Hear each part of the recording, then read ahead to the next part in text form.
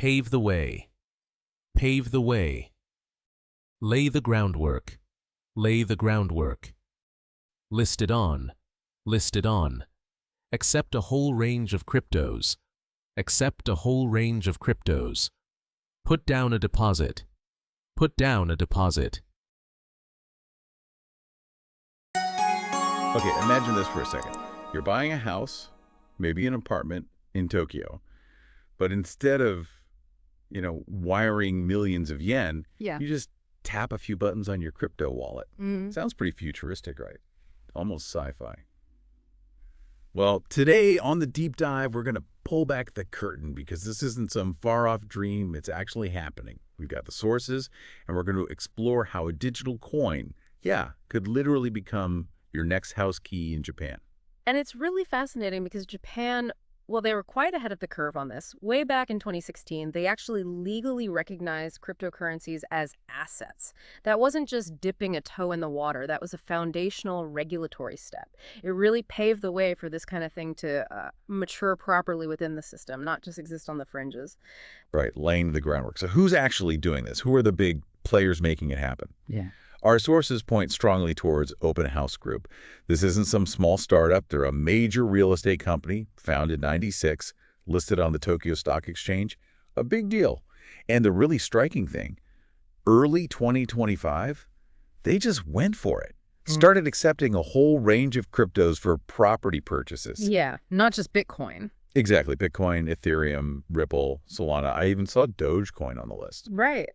Which is quite something. It shows real commitment from a major established player. It absolutely does. And it really begs the question, why? Why would a big listed company like Open House Group do this?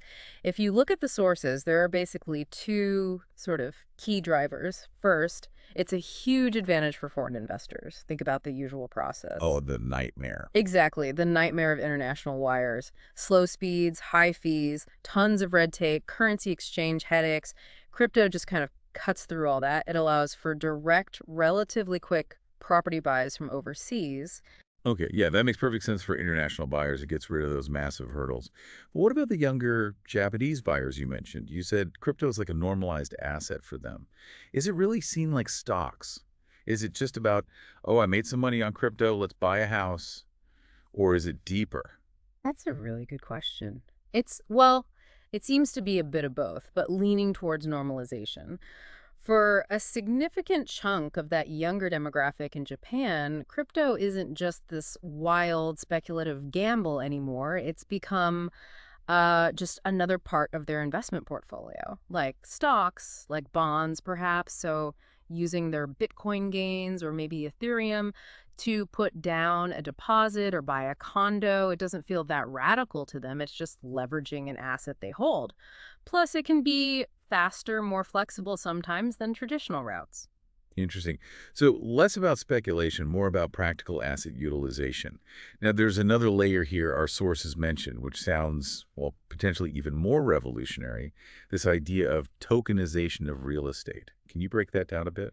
Yeah, tokenization. It's a fascinating concept. Essentially, you take a physical property, say an office building or an apartment block, and you digitally divide the ownership into lots of small pieces called tokens on a blockchain. So instead of one person needing millions to buy the whole building. Multiple people can buy small shares, these tokens. Exactly. It lowers the barrier to entry massively. You could theoretically co-own a piece of a very expensive property with many others. The blockchain provides a secure, transparent ledger of who owns what. It democratizes access in a way. Wow. Okay. That does sound like a potential game changer for property investment. Yeah. But it can't all be smooth sailing, right? There must be challenges, complexity. Oh, absolutely. It's definitely not all straightforward. We have to acknowledge the hurdles. The most obvious one, volatility. Crypto prices, as we all know, can swing wildly. I mean, imagine you agree on a price in Bitcoin, make the payment, and the next day Bitcoin drops 30%. That's a huge risk for someone, either the buyer or the seller, depending on the setup. Right, that's a big if. A very big if. Then there's Japan's tax system for crypto. It can be, well, pretty complex to navigate. That adds friction. And, let's be honest, some traditional banks are still quite wary. They're cautious about integrating fully.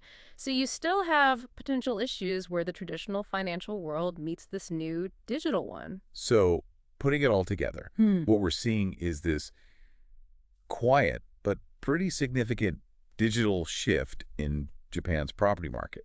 It's really showing us in practice how, a digital coin could genuinely be your next house key. Yeah. It challenges how we think about assets. It really does. And stepping back, looking at the bigger picture, Japan's moves here aren't just some isolated thing. You could definitely see this as a sign of things to come globally.